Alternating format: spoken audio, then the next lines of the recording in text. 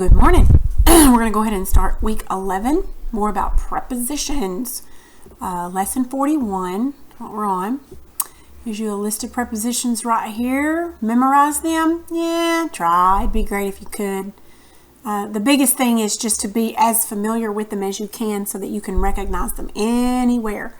Like I said before, I think it's recognizing prepositional phrases is almost the same as just learning to ride a bike. It's like it's kind of hard at first, awkward, hard to do, but once you memorize them, then it's easy. Okay, so let's go over the definition then of one. Let me put to page. All right. A preposition shows the relationship of a noun or pronoun to another word in the sentence. A prepositional phrase begins with a preposition, ends with a noun or pronoun. That noun or pronoun is the object of the preposition. A phrase is a group of words serving a single grammatical function. I could have been running away. Let's see. I don't know why they put that there, but let's go look.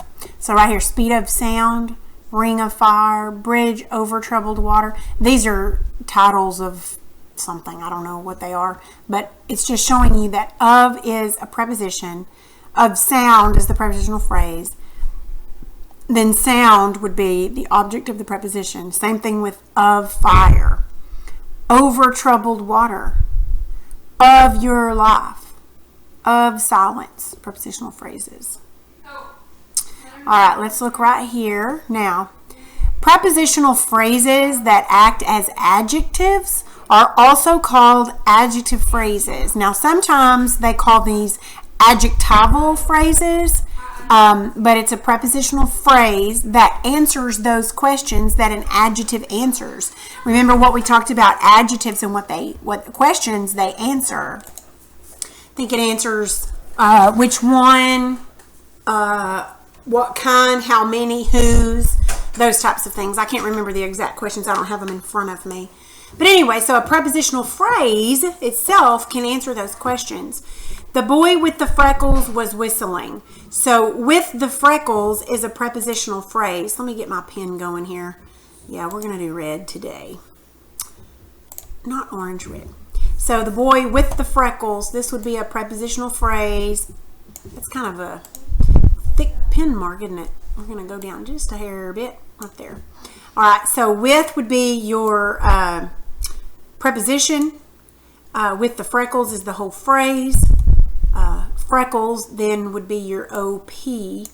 And this prepositional phrase describes which boy. So this would be an adjectival or an adjective phrase. This one actually is also a, no, that's not a prepositional phrase. I was thinking that it was because it has was, but that's a verb. I'm thinking of another one. I need more coffee. Anyway, okay, let's move on to this one. The old man on the bench hummed a tune. Same thing here. Here's a prepositional phrase. On the bench, this is your preposition. This is your OP, your object of the preposition. And this answers which old man? The one on the bench. So that's an adjective phrase. Arthur borrowed a book of mine. Of mine is an adjectival phrase because it tells which book or whose book. Adjective phrases usually come directly after the words they modify. So now we're going to diagram a prepositional phrase and determining what kind of prepositional phrase, if it's an adjective or we're fixing to learn about adverbial, then depends on where you put it. So right here, Caleb climbed a tree with thick branches. Okay, so with thick branches is your prepositional phrase. This is your preposition. This is your object of the preposition. Now, this modifies tree because it tells which tree, the one with thick branches. So this means that it's adjectival. So in order to diagram it, it's subject, verb. Now, since this is an action verb, we look for a direct object. Okay, Caleb climbed who or what? Climbed a tree. So remember our line for our direct object. A tree. Is an adjective. It's a special adjective called an article. Goes under there. Now, here's where they diagram their prepositional phrases. Since with thick branches is an adjectival or an adjective phrase that's modifying tree, you're going to put it under there. The way you do it is your line that comes off of the modifier, you put your preposition, okay?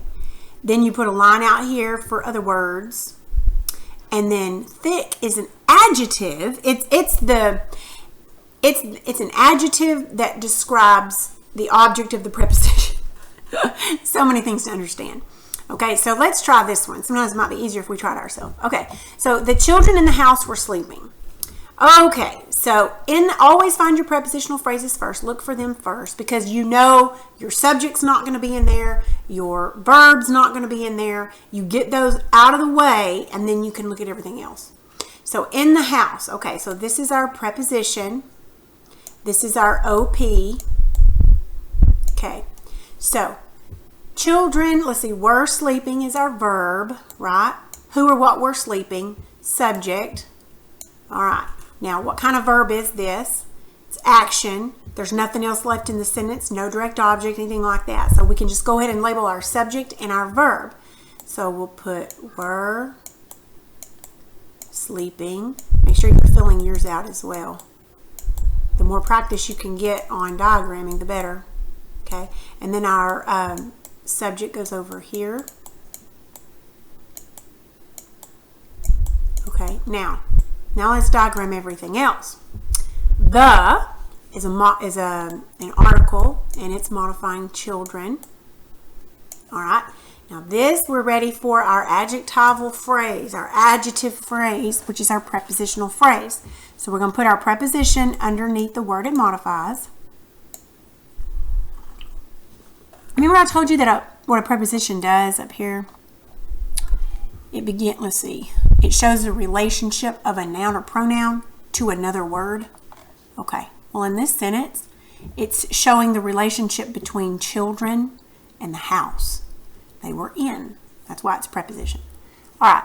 So then we're going to put the object of the preposition goes right here. The object of the preposition. I believe that's how they do it.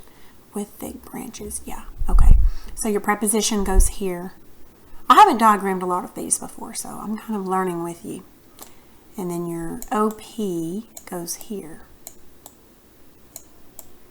And then your other words in there go under here. Okay, which house? The house. This is a special adjective called an article. Goes with that. There you go. Not too hard, as long as the sentences will stay easy for us. All right, let's look at 41A. Okay, so we're going to underline the adjective phrases in the following sentences.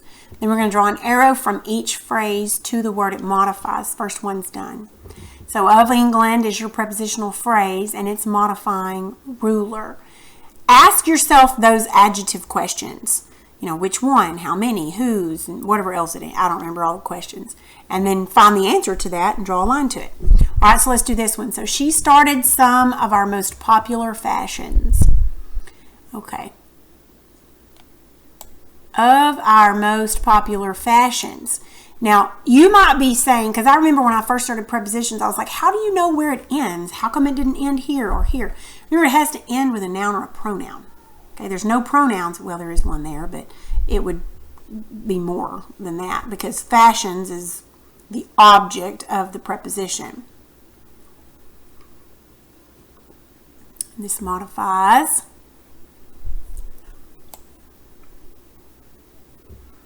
Some. Let me check and make sure I'm right on that. Yes. Modifies some. Let's do this one. Many brides before Queen Victoria wore black wedding dresses. Before Queen Victoria.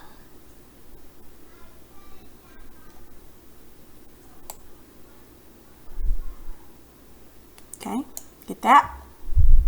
I don't know why I did that. Okay, let's do this one. White was a color for funerals.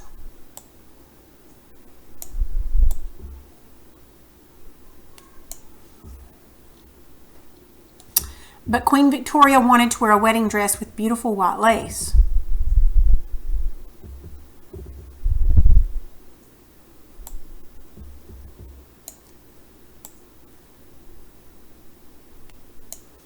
Got it? Okay. I'm going to have you pause it and finish just the rest of these, then we'll check those.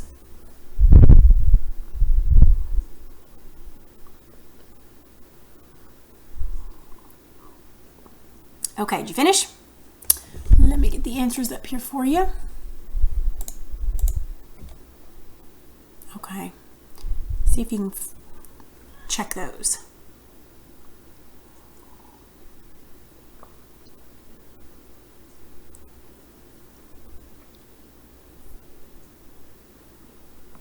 All right, some of those were a little difficult, but you got most of them right. You didn't, that's okay. All right, so exercise 41B. This is a very important thing here. This is diagramming adjective phrases and a review.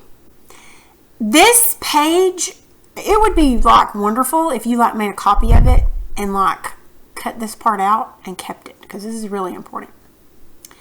This is helping us through how to find everything.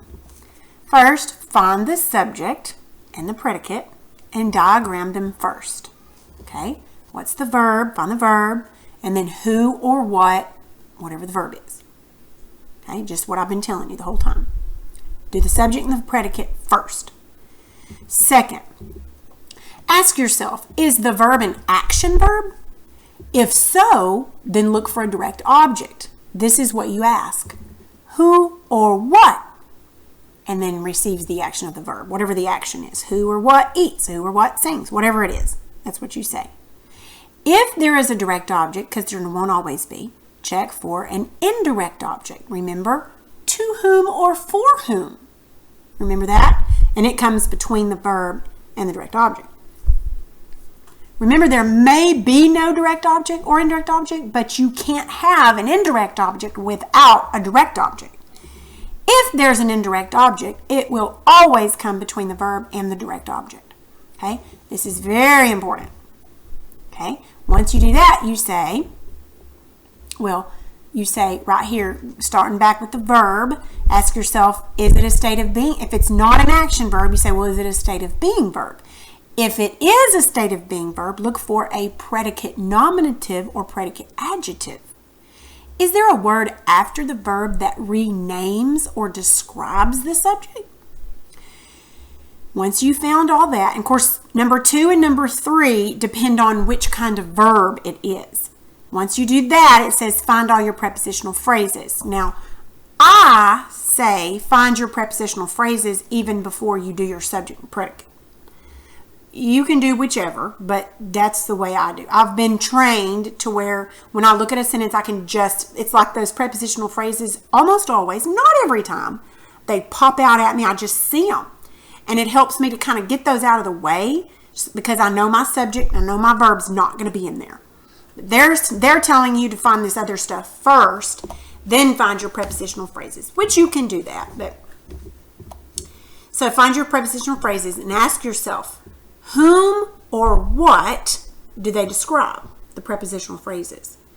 Then you place all your other adjectives and adverbs, like the and an and not and the every, all those kinds of things. You put those on the diagram where they go. If you have trouble, ask for help. Okay, here's some sentences right here, and it's wanting you to diagram these on your paper. Follow these instructions. I'm going to help you with this one. Many of our traditions have unusual origins. Remember I told you before, sometimes it's better if you'll kind of label the sentence first. Okay, so of our traditions is a prepositional phrase. So I was always taught to put them in parentheses, so I feel more comfortable doing that. But you can just underline them if you want to, whichever one makes you, because if I put them in parentheses, it seems like my brain better can say, okay, that's set aside. But however you feel better doing it. Okay, so many. Okay, so now it's many have unusual origins. Now I'm going to find my verb. Have.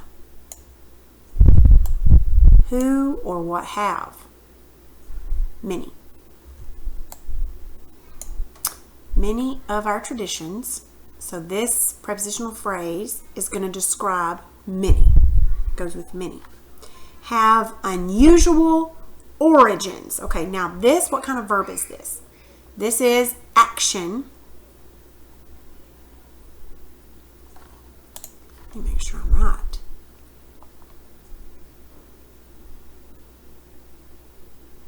Yes, I was right. Having a little seizure moment right here. Okay, that's probably not funny. I shouldn't say that. Okay, so many have. Okay, so have is our verb, action verb. So we look for a direct object. So many have who or what? Origins. This is our direct object. Okay, so let's look for a direct object. To whom or for whom? There isn't any. This is an adjective. And this is describing origins, telling which kind of origins. All right, so let's diagram these. All right, let's give this a whirl. All right, so we're going to put our subject here and our verb. All right, and then our direct object.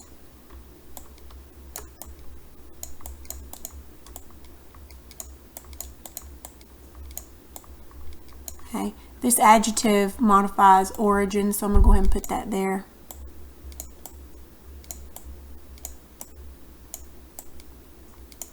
Ooh, I can't hardly do that. Okay. Nothing for have. Many of our traditions. Okay. So we're going to label this prepositional phrase. So I think we go, let me look back up here, make sure I'm doing this right. I haven't done this very many times. Okay, yeah. All right. This way. This way. So our preposition goes here. And then traditions, which is our OP, object of the preposition. Your first word goes here, which is your preposition. Your last word goes here.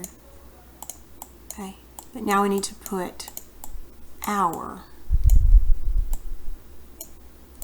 Our is a pronoun, but it's telling whose. So it's actually an adjective telling whose. There we go. Okay. It's kind of like me saying, go ahead and tear these sentences apart. How many times do you get an assignment to tear something apart? That's what you're going to do. Okay, so go ahead and pause it. See if you can do all the rest of these sentences best you can. And then when you're done, I'll turn the answers on and let you check them and correct them.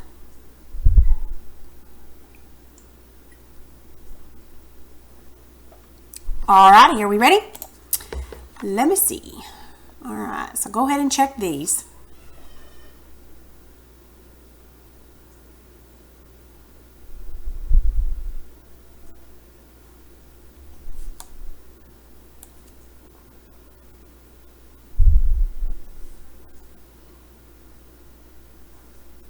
Okay. I hope you corrected anything that you got wrong in a different color. I always forget to tell you that, but if you don't mind, do that. That will help me see it whenever I look at it. Okay, that's all for today.